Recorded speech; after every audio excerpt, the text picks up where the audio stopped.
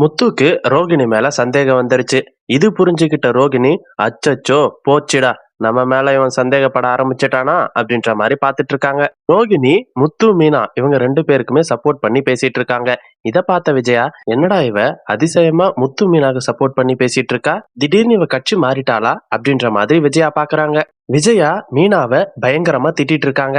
எதுக்காகன்னா, ரோகிணியோட பையன் அப்புறம் ரோகிணியோட அம்மா இவங்க 2 பேரையுமே ஹாஸ்பிட்டல்ல வச்சு மீனா பாத்திருப்பாங்க. ரோகிணியோட பையனுக்கு கண்ணுல அடிபட்டு கட்டு போட்டிருப்பாங்க. அந்த கட்டை ஒரு நாள் கழிச்சு பிரிக்கலாம் அப்படின்ற மாதிரி டாக்டர் சொல்லியிருப்பாங்க. அந்த ஒரு நாள் அந்த பையன் நம்ம வீட்டுல தங்கிக்கிட்டோமே அப்படின்னு மீனா அந்த பையனை வீட்டுக்கு கூட்டிட்டு வந்திருப்பாங்க. இதனால பாத்தீங்கன்னா அந்த வீட்டுல ஒரு பெரிய பூகம்பமே வெடிச்சிருக்கும். எல்லாரையும் சமாளிச்சு ஒரு வழியா அந்த பையனை அங்கேயே தங்க வச்சிடறாங்க. இதுக்கு அடுத்த நாள் தான் விஜயா பயங்கரமா மீனாவை திட்டிட்டு இருக்காங்க. ஏ மீனா, என்ன நினைச்சிட்டு இருக்க நீ?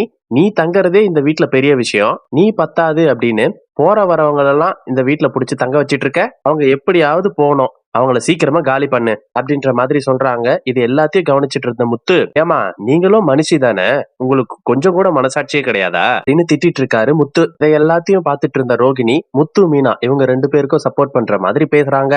ஆன்ட்டி, என்ன ஆன்ட்டி, முத்து மீனா சொல்ற மாதிரி ஒரு நாள் தானே, சின்ன பையன் தானே, தங்கிட்டு போட்டோம் விடுங்க, என்னோட ரூம்ல தானே இருக்கான், இருந்துட்டு போகட்டும் அப்படின்ற மாதிரி சொல்லிடுறாங்க. இது எல்லாத்தையும் கேட்டுட்டு இருந்த விஜயா, என்னடா இவ இப்படி பேசுறா, இதை எல்லாத்தையும் பார்த்துட்டு இருந்த முத்து, என்னடா இந்த பார்லர் அம்மா இப்படி பேசுது, இதெல்லாம் இப்படி பேசாதே, ஏதோ ஒண்ணு இடிக்குதே அப்படின்ற மாதிரி பாக்குறாரு.